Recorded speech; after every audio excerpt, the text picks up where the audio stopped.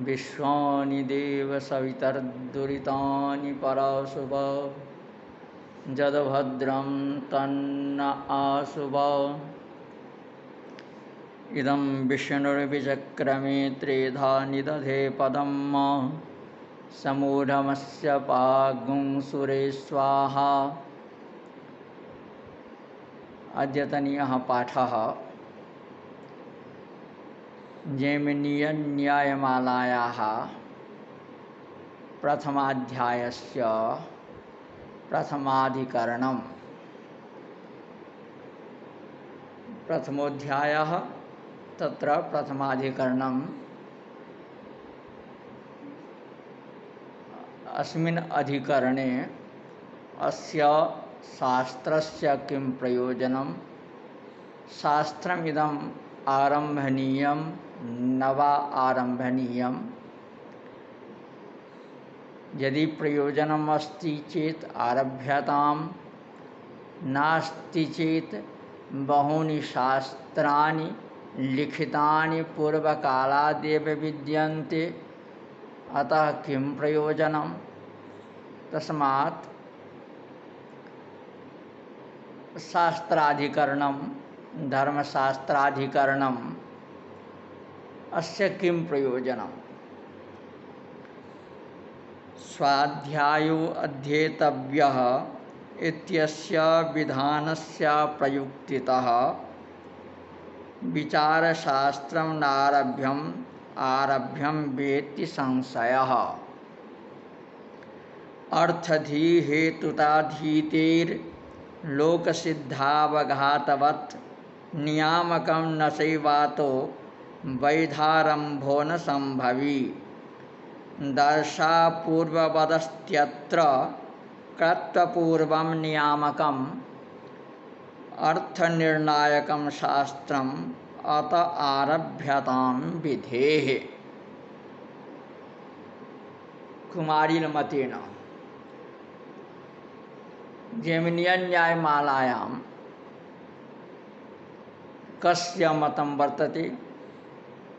कुमारिल मतं वर्तते, भट्टकुमारिलस्य मतम् अस्ति, कुमारिलभट्टस्य मतं वर्तते, तथा च प्रभाकरस्यापि क्वचित् मतं ग्रन्थकारेण उपन्यस्तम्। अत्र प्रामुख्येन वेदितव्यं भवति यत्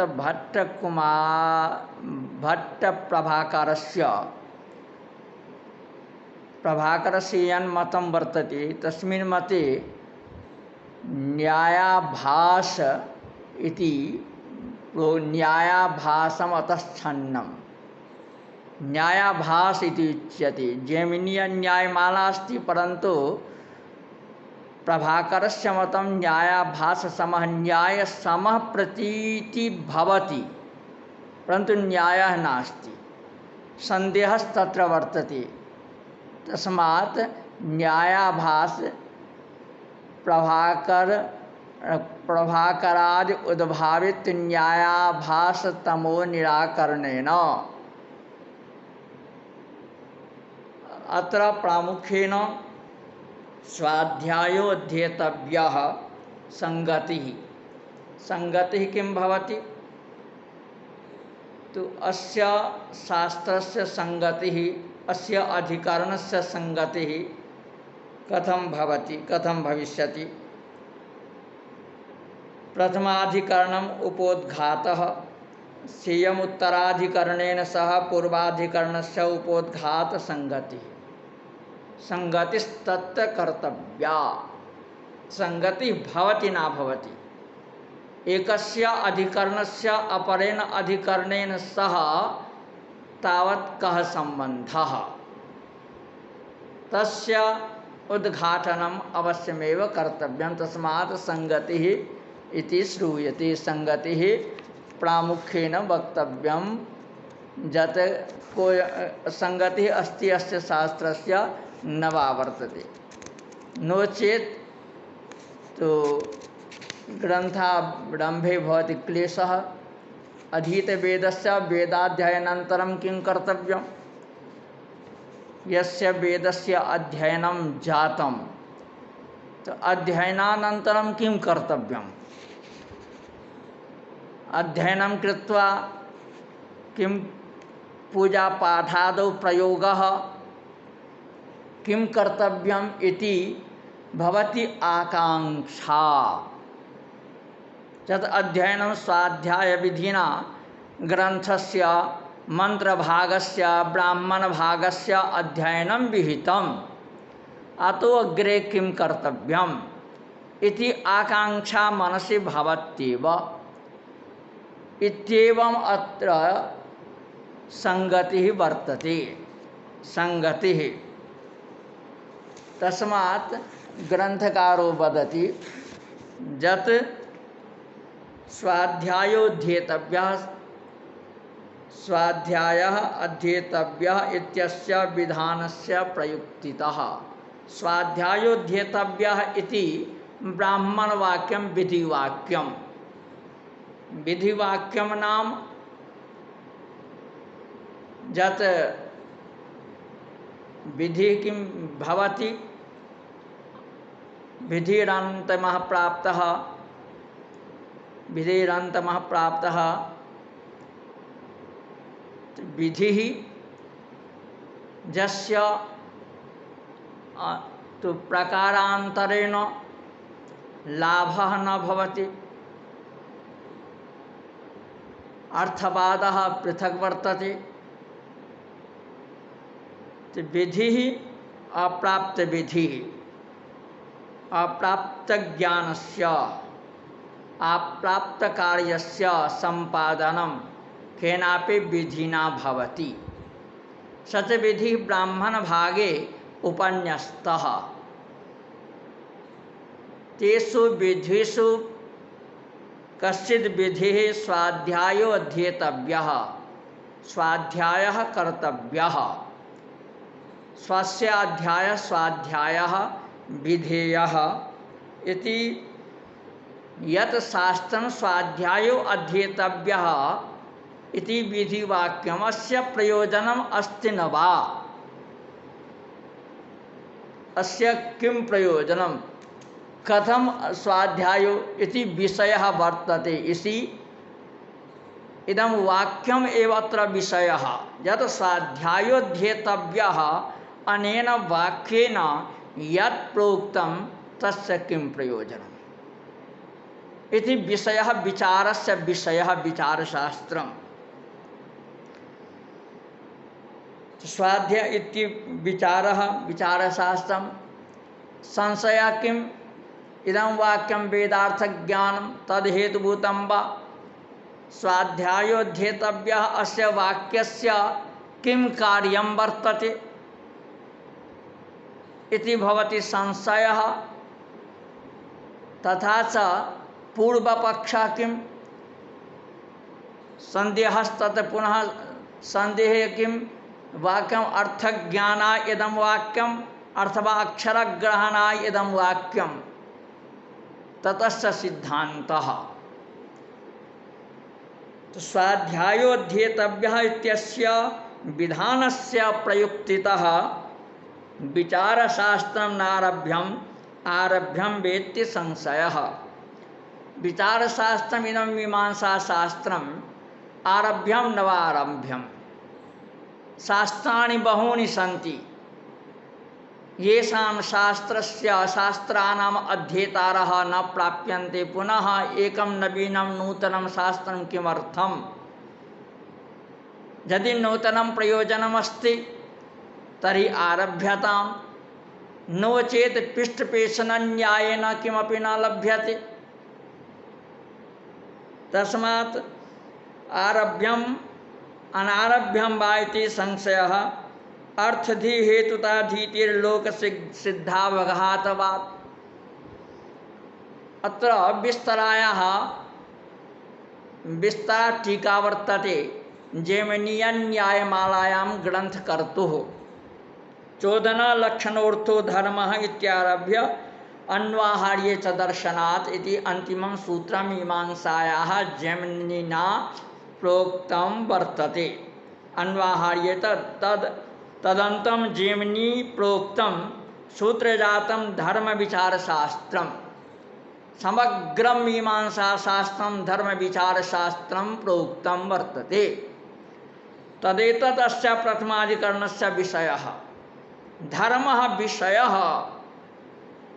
स्वाध्यायोऽध्येतव्यः इत्यस्य अध्ययन विधि अक्षर ग्रहण मात्र पर्यवसायी इति केचिन मन्यन्ते। केषाञ्चित् मते यत् स्वाध्यायोऽध्येतव्यः केवलम् अक्षर ग्रहणाय गणानान्त्वा गणपति गुं हवामहे इखेतोर्जे त्वा वायवस्थ समिधाग्निन्दुवस्यत घृतैर्बोधयता तिथिम्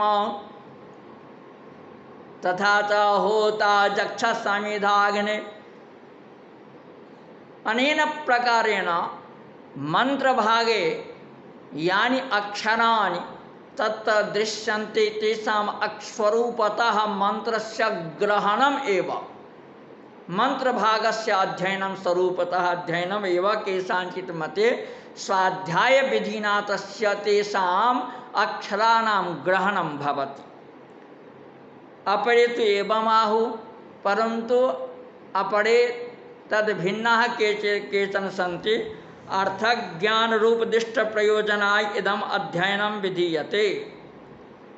इदम् अध्ययनं न केवलम् अक्षरग्रहणाय विद्यते अपितु अर्थज्ञान अर्थसम्पादनाय यत् इखेत्वा इति पलाशशाखां छिनत्ति न तो इखेत्योर्जेत्वा वायवस्थदेवो वः सविता प्रार्पयतु श्रेष्ठतमाय कर्मण इत्यादि यद्वर्तते। अनेन मंत्रेण केवलं तत्र मंत्रध्वनिः अक्षरस्य प्रतीतिः एव भवति, न तो अनेन पठ्यमानेन मंत्रेण किम कार्यं कर्तव्यं तन्न श्रूयते इति। ततो विधि विचार शास्त्र अर्थज्ञानं च विचारमन्त्रेण न संभवति। अर्थज्ञानं विचारं विना न संभवति। तस्मादिदं विचारशास्त्रं मीमांसाशास्त्रं किं विधि प्रयुक्त्या नारम्भणीयम् उत आरम्भणीयम्। अस्य शास्त्रस्य आरम्भः भवेत् न वा भवेत् इति विचार विषयः। तत्र अर्थज्ञानाय अध्ययनस्य विधिः अर्थज्ञानाय विधि वदन वादी प्रष्टव्यः। अध्ययन विधि वदन वादी प्रष्टव्यः किम अत्यन्तम अप्राप्तम अध्ययनं विधीयते। यत् अध्ययनमत्र क्रियते अप्राप्त अत्यन्तम अप्राप्तम विधि एव विधि भवति। अध्ययनम् एव विधि भवति। किं वा पक्षे पक्षे अप्राप्तम अवघातवन् नियम्यते इति। यथा अवघात नख विदलनेनापि प्राप्यते तण्डुलग्रहणे किं भवति। व्रीहिभ्यः सकाशात् तण्डुलानां ग्रहणं तत्र केचन नख विदलनेन तथा च अवघातेन पक्षद्वये एकस्य नियमेन ग्रहणं भवति। यत् अवघात विधिना एव तण्डुलग्रहणं कर्तव्यम्। तो किं वा अपक्षे अप्राप्त अवघात नियम्यते किम अत्यंत अप्राप्त अध्ययनं नाद्यः। विमतं वेदाध्ययनम् अर्थज्ञान हेतुः। वेदाध्ययनम् अर्थज्ञानाय वर्तते। अध्ययनत्वात् भारताध्ययनवत् महाभारतादि ग्रंथानां तथा अध्ययनं भवति इति अनुमानेनैव विधिः विधि निरपेक्षेण प्राप्तत्वात्। अनुमान यथा अनुमानं भवति अनुमानेन कार्यस्य सिद्धिर्जायते तस्मदेव तर्हि अस्तु द्वितीयः पक्षः। द्वितीयः कः पक्षः। यत् अप्राप्तम अवघातवन् नियम्यते। नियम विधि अस्ति किम् अवघातवन् नियम विधित्व संभवात्। अवघातवत् यथा तत्र पक्षद्वय मध्ये एकस्य पक्षस्य ग्रहणं भवति तत्र नियम विधिः यथा नखै अवघातेन वा तण्डुल निष्पत्ति संभवात् पक्षे अप्राप्तः अवघातः विधिना अवश्यं कर्तव्य इति नियम्यते। विधिना अत्र नियमनं भवति यत् अवघातेनैव तण्डुलग्रहणं विधातव्यं। तथा लिखित पाठेन गुरुपूर्वक अध्ययनेन वा अर्थज्ञान संभवात् पक्षे अप्राप्तम अध्ययनं विधिना नियम्यते इति चेत् तथा यदि भवति यत् नियम विधि अत्र स्वीक्रियते तर्हि न चेत् न तन्न वक्तव्यं वैषम्यात् उभयत्र भवति भेदः। यत् अवघात विधि अत्र नियम स्वाध्याय विधि उभयोर मध्ये भवति कश्चित् वैलक्षण्यं किं वैलक्षण्यं वर्तते? अवघात निष्पन्नैः एव तण्डुलैः अवान्तरापूर्वद्वारेण दर्शपूर्णमासौ परमापूर्वं जनयतः। तत्र नियमेन विधिना किं भवति यत् अवघातेनैव प्राप्तेन तण्डुलेन दर्शपूर्णमासाभ्यां तो परमापूर्वस्य उत्पत्तिः संभवति। तस्मात् अपूर्वसाधनाय अवघातविधिः तत्र साधितः। नान्यथा नो चेत् तो अपूर्वस्य लाभः अपूर्वस्य उत्पत्तिः नहीं संभवति। ततो मासौ पूर्वम अवघातस्य नियम हेतुः। अतः नियम हेतु नियामकं शास्त्रम्। अत्र स्वाध्यायो अध्येतव्यः लिखित पाठजन्येनैव अर्थज्ञानेन क्रत्वानुष्ठान सिद्धेः अध्ययनस्य नियम हेतुर्नास्ति। अध्ययनस्य नियमः तत्र नैव विद्यते। अतो द्विविध विद्या संभवात्। द्विविध विद्या संभवात् इत्युक्ते किं? स्वाध्यायो अध्येतव्यः इत्यत्र कः विधिः वर्तते? यद् अत्यन्तम् अप्राप्तम् अध्ययनम् अस्ति किम्? अथवा नियम विधि वर्तते किं? विधि वर्तते नियम विधि वा वर्तते? तस्म अर्थ ज्ञान विचार वैधत्वम नास्ति। द्विविध विद्या संभवात्। न आद्यः न च अन्तः न च द्वितीयः पक्षः अत्र गृह्यते। तस्मात् वैधत्वं शास्त्रस्य वैधत्वं न मन्यते। यत् मीमांसायाः विचारशास्त्रस्य प्रयोजनं किमपि भविष्यति भवति वा? अस्याम् अवस्थायाम् अस्य शास्त्रस्य किमपि प्रयोजनं न वर्तते। तस्मात् शास्त्राणां बाहुल्ये पुनः एकं नूतनं शास्त्रं किमर्थम् नास्ति? तर्हि श्रूयमानस्य विधेः का गतिः इति चेत् तर्हि श्रूयमानस्य स्वाध्यायो अध्येतव्यः अस्य विधेः का गतिः? स्वर्गाय गति यदि न प्राप्यते, यदि फलं न प्राप्यते, गतिर्नास्ति, तर्हि स विधि अनर्थको भवति। अनर्थकः वेदे किमपि नास्ति। समग्रस्य वेदस्य संपूर्णस्य प्रयोगे भवति नियोजनम्। अद्य वा कदापि वा भविष्ये वा। तस्मात् अत्र का गतिः? तो गति सोचयति ग्रंथकार। तत्र पूर्वपक्षस्य आविर्भावः अनेनैव प्रकारेण द्वितीयेन प्रकारेण भवति। यत् किम अत्र अस्य विधेः प्रयोजनं स्वाध्यायोऽध्येतव्यः न तो नियम विधि न च अत्यन्तम् अप्राप्त विधि वर्तते। तस्मात् इदं शास्त्रं तो किं वर्तते? तो स्वर्गाय वर्तते। स्वाध्यायो अध्येतव्यः। किमर्थं किं प्रयोजनं? तो स्वर्गफलाय स्वर्गकामाय स्वाध्यायो अध्येतव्यः इति वक्तव्यम्। अनेन प्रकारेण अर्थग्रहणेन अर्थकरणेन अर्थसम्पादनेन अस्य विधेः गतिर्भवति स्वर्गाय क्षग्रहणमात्रं विधेयम् इति वदामः।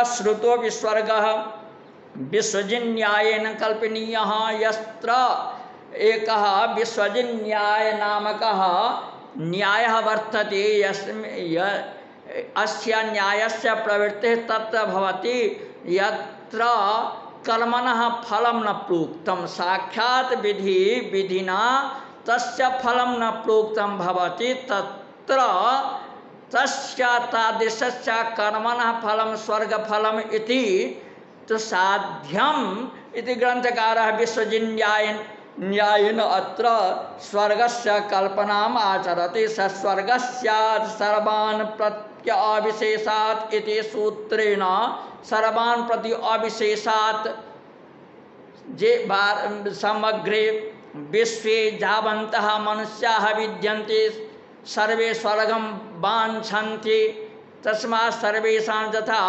पुत्रादि फलं सर्वेण वाञ्छन्ति परन्तु स्वर्गे सर्वेषां रुचिः वर्तते तस्मात् सूत्रेण विश्वजित् अश्रूयमानम् अपि अधिकारिणं सम्पादयितुं तद्विशेषेण स्वर्गफलं युक्त्या स्थापितं तस्मात् अस्य विधेः फलं स्वर्गं फलम् इति तद्वत् अध्ययनेपि अस्तु इति पूर्वपक्षः एव इदानीं प्रचलति। एतत् एव अभिप्रेत्योक्तं विनापि विधिना दिष्टलाभान् न हि तदर्थता विनापि विधिना दिष्टलाभान् न हि तदर्थता कल्प्यस्तु विद सामर्थ्यात् स्वर्गो विश्वजिदादिवत् यदि चेत् कस्यापि विधेः फलं न प्राप्यते न दृश्यते बहुधा अनुमानेनापि तस्य फलस्य सिद्धिर्न भवते तर्हि तस्याम् अवस्थायां तत्र विश्वजिन्यायेन फलं कल्पनीयं तत्फलं स्वर्गफलम् इति शास्त्रकारस्य गतिः वर्तते तस्मात् स्वर्गो विश्वजिदादिवत् एवं च सति वेदम् अधीत्य स्नायात् यदि चेत अत्र विश्वजित न्यायेन अध्ययनस्य फलं स्वर्गः इति युक्तं परन्तु तत्रैव पुनः नवीनः नूतनः पक्षः उत्पन्नो भवति सः पक्षः वर्तते वेदम् अधीत्य स्नायात् समावर्तनं कुर्यात् स्नायात् स्नातकः भवति त्रयः स्नातकः ग्रन्थेषु प्रसिद्धाः विद्यास्नातकः व्रतस्नातकः विद्याव्रतोभयस्नातकः तत्रयः स्नातकाः भवन्ति समावर्तनं वेदम् अधीत्य स्नायात् इति शास्त्रम् अनुगृह्यते अस्मिन् शास्त्रे वेदाध्ययन समावर्तन योः नैरन्तर्यं प्रतीयते वेदाध्ययनं कृत्वा समावर्तनं भवति तो वेदम अधीत स्नायात् इत्यत्र त्वा प्रत्ययः अस्य प्रत्ययस्य को लाभः पूर्वापरिसम्बन्धः अनेन प्रतीयते तत्पक्षे तु अधीतेऽपि वेदे धर्म विचाराय गुरुकुले एवाधिवासः गुरु धर्म विचाराय गुरुकुले एव अधिवासः कर्तव्यः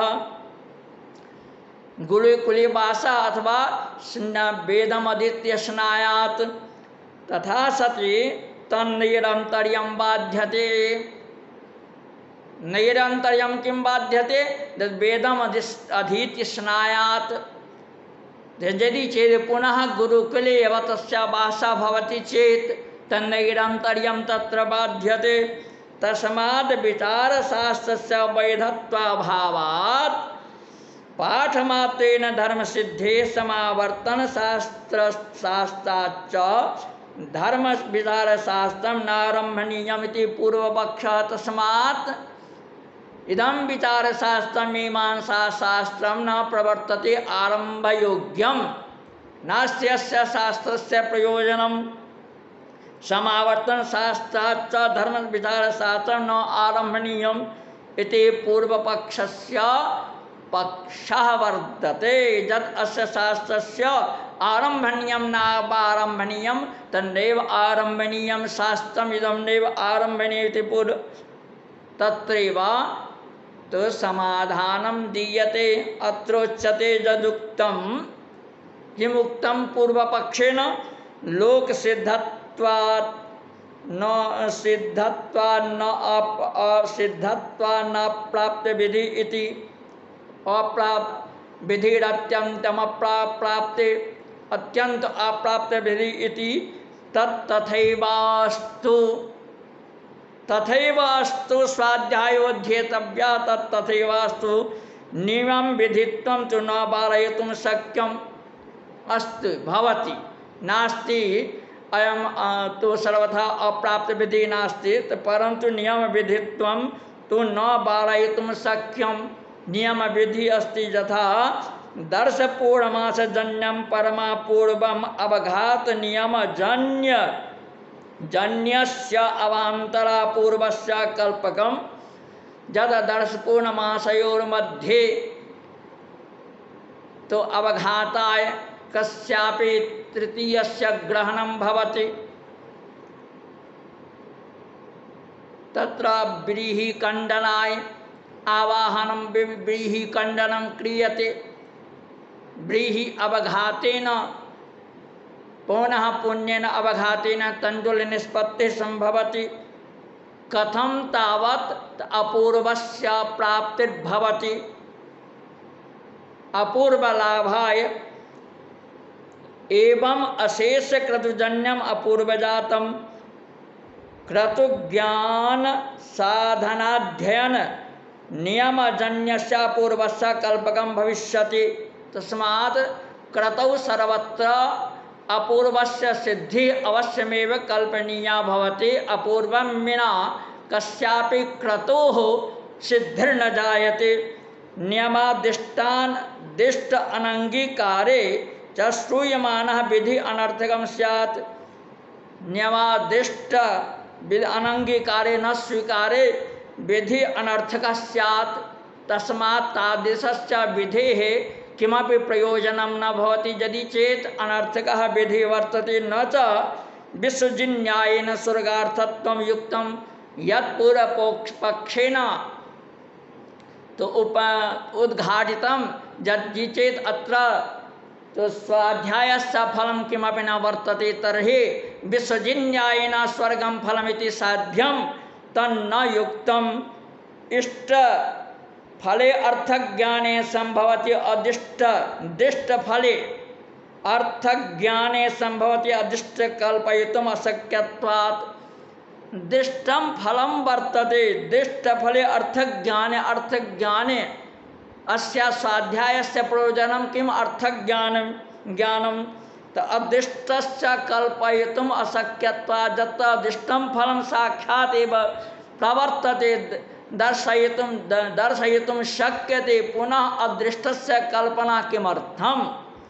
अतः एव उक्तं लभ्यमाने फले दिष्टेनादिष्ट परिकल्पना एतैव ग्रंथकारस्य टीकायां पंक्ति वर्तते। दिष्टे फले न अदिष्ट कल्पना अर्दिष्टस्य व्यर्थ कल्पना न कर्तव्या। विधेस्तु नियमार्थत्वान् न अनर्थकं भविष्यति इति अनर्थक न भव इति ननु एवमपि यदि चेत् कथयति यत् अनर्थकं भविष्यति। विधेस्तु नियमार्थत्वात् नियम यदि चेत् नियम विधि अत्र स्वीक्रियते तर्हि न अनर्थक्यं भविष्यति। अनर्थक्यं विधे अनर्थक्यं न स्यात्।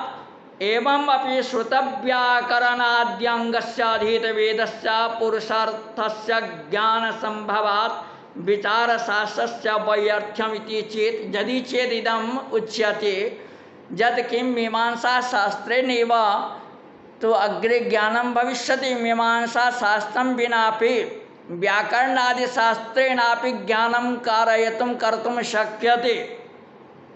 तस्मात् अंग अधीत वेदस्य पुरुषस्य अर्थज्ञानसंभवात् विचारशास्त्रस्य वैयर्थ्यं तर्हि यत् ज्ञानं तो व्याकरणेनापि भवति, अर्थज्ञानं व्याकरणेनापि सम्भवति, तर्हि इदं शास्त्रं व्यर्थम्, इदं मीमांसा शास्त्रं व्यर्थम् इति चेत् स्वाध्यायो विधि अर्थज्ञानाय यत् उक्तं तन्नोचितं। यतो हि तद्ज्ञानं व्याकरणादि निरुक्तशास्त्रेणाभिकर्तुं शक्यते इति न, तथा न वक्तव्यं, तथा नास्ति। ज्ञानमात्र संभवेपि निर्णयस्य विचाराधीनत्वात् ज्ञानं कदाचित् उत्पद्यते, कदाचित् भवितुमर्हति, परन्तु केवलेन ज्ञानमात्रेणैव निर्णयः, विचारस्य निर्णयः न भवति। ज्ञानमस्ति परन्तु तस्य निर्णयस्य विचाराधीनत्वात् यः कश्चित् निर्णयः मीमांसायां भवति तत् मीमांसाशास्त्रस्यावलोके अर्थात् विधेः अवलोके विधिशास्त्रबलादेव तत्र निर्णयो भवति। तस्मात् यथा अक्ताः शर्करा उपदधाति इत्यत्र त अक्ताः शर्करा उपदधाति अर्काः शर्करा त अक्ताः अंजुगतु कान्ते मृत्येति।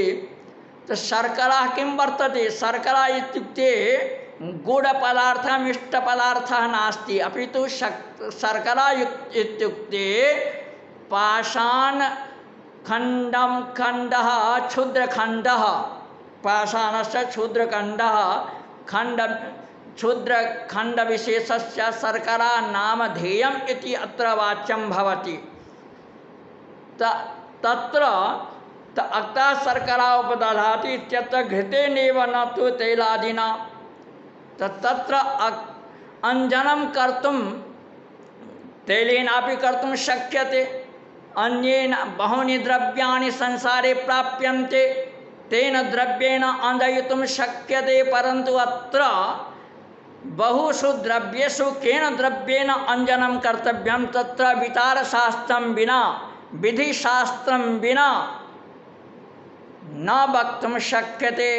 यतो हि आयुर्वैघृतं तो तैलादिना इत्ययं निर्णयः व्याकरणेन निगमेन निरुक्तेन वा न सिद्ध्यति। न व्याकरणे केवलं तत्र अक्ताः शर्करा उपदधाति, तो अंजनं कार्जनं केनापि द्रव्येन कर्तुं शक्यते, परन्तु विचारशास्त्रं तेजो वैघृतं यद्घृतं वर्तते, आज्यं वर्तते, तत्तेजः, तेजसा द्रव्येण तस्याञ्जनं कर्तव्यं। घृतम् इति वाक्यशेषार्थ अर्थनिर्णयः, अर्थं निर्णेष्यति वाक्यशेषात्। अतः विचारः वैधः, विचारशास्त्रस्य प्राबल्यं वर्तते। वेदम् अधीत्य स्नायात् इति शास्त्रं तु अध्ययन समावर्तनयोः पूर्वापरिभाव समानकर्तृकत्वे एव आचष्टे, न तु आनन्तर्यम्। यत्वक्त्वा प्रत्ययः वेदामधीत्य स्नायात्, अत्र तो किं वर्तते? यत् यस्य मानवकस्य अध्ययनं भवति तस्यैव मानवकस्य समावर्तन संस्कारे अधिकारः। एवं समानकर्तृकत्वे एव आचष्टे, न तु आनन्तर्यम्। तस्माद् विधिवशादेव विचारशास्त्रम् आरम्भणीयम्। विधिवशादेव विचारशास्त्रं मीमांसाशास्त्रम् आरम्भणीयम् इति सिद्धान्तः। अस्मिन् अधिकरणे गुरुमतम् इत्युक्ते किं? क्वचित् क्वचित् जैमिनीयन्यायमालायां प्रभाकरस्य मतम् अपि उद्घाटितं वर्तते, क्वचिदेव, नत्र बहुत्र, न तु बहुत्र। तस्मात् तो गुरुमतं किं वर्तते? अथवाध्यापनाद् सिद्धेर्नैवास्त्यध्ययने विधिः, तेन पूर्वोत्तरो पक्षो प्रसाध्यावन्यहेतुभिः। विधेयाध्यापनं सिद्धेत् बालस्यार्थधियं विना, तेन निर्विषयं शास्त्रं निष्फलं चेत्युपेक्षतां। स्वतः प्राप्तार्थबोधस्य विवक्षानपनोदनात् विषयादि समुत्पादं शास्त्रम् आरभ्यतां ततः अष्टवर्षं ब्राह्मणम् उपनयित इति तु नियमः वर्तते। अष्टवर्षं तम् अध्यापयित। यतो हि आचार्यत्वं प्राप्नोति कथं तो उपनीयतो यः शिष्यं वेदमध्यापयेत् द्विजः सकल्पं सरहस्यं च तमाचार्यं प्रचक्षते तत्र आचार्यत्वसिद्धिः कथं स्यात् तदमध्याप इति अध्यापनं विहितं न च अत्र नियोज्याभावः। आचार्यत्वकामिनो नियोज्यत्वात् उपनीय इति अनेन आचार्यकरणे विहितेन आत्मनेपदेन नियोज्य विशेषणम् आचार्यत्वं प्रतीयते।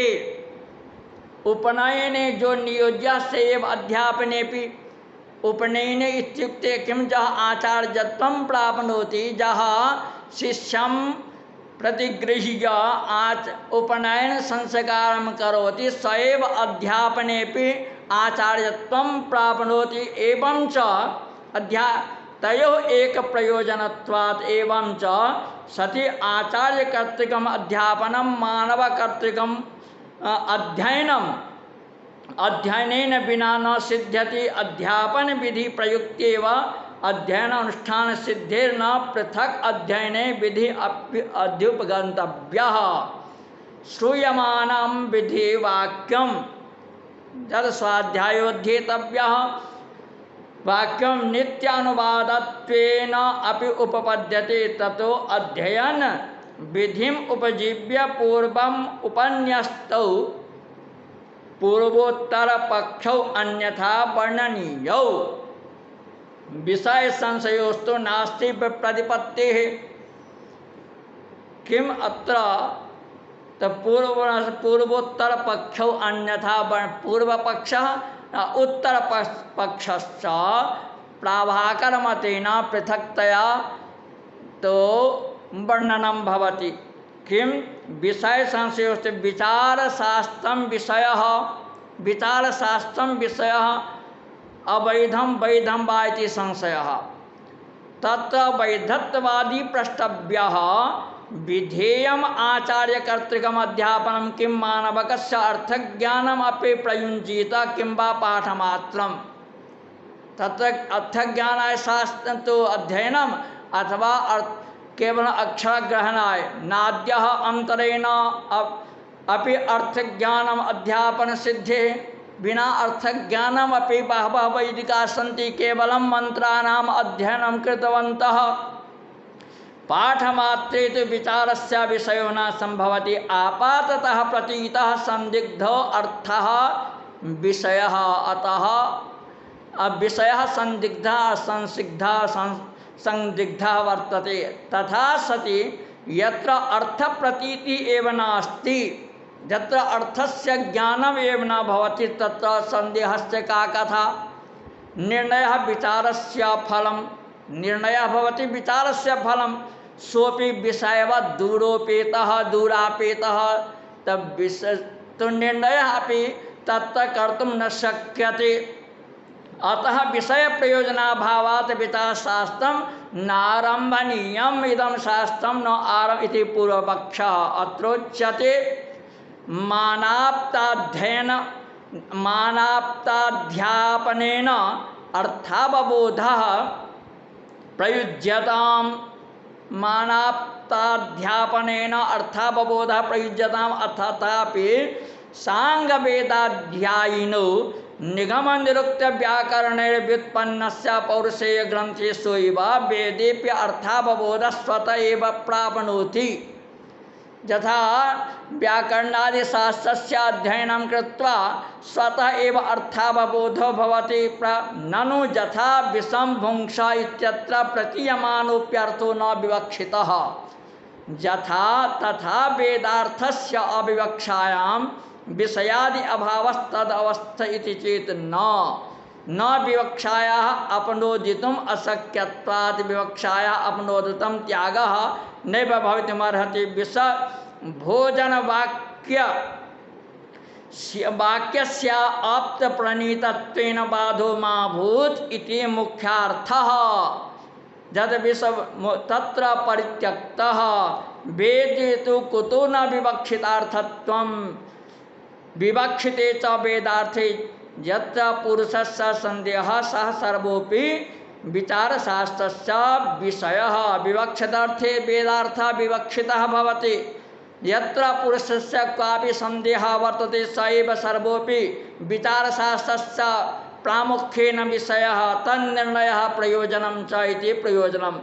ततः अध्यापन विधि प्रयुक्तेन अध्ययनेन अध्यापन विधि प्रयुक्तेन अध्ययनेन न बुध्यमानस्य अर्थस्य विचार्यत्वात् विचारशास्त्रस्य वैधत्वं सिद्धं। तत्र अध्यापने विचार वैधत्वे सति तो विचारशास्त्रे यदि पुनः पुण्येन तत्र ज्ञानं न भवति चेत् पुनः पुनः पुण्येन विचार्यताम् इति वैधत्वं सिद्धम् इति। ओम नमः संभवाय च मयो भवाय च नमः शंकराय च मयस्कराय च नमः शिवाय च शिवतराय च।